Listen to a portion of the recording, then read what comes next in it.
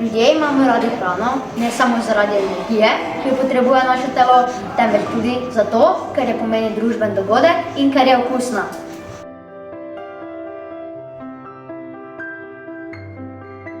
V Sloveniji vsako leto zavržemo 139 tisoč ton hrane, 68 kg hrane na prebivalca. Letno na svetu zavržemo 1/3 vse proizvedene hrane.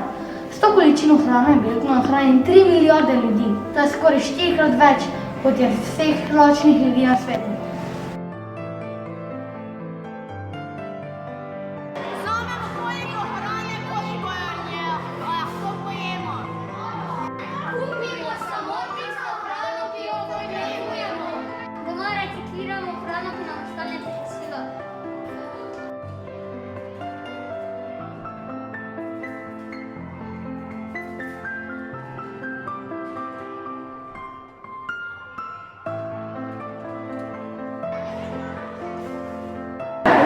Čas je, da stopimo skupaj in začnemo boriti proti zavrženi hrani.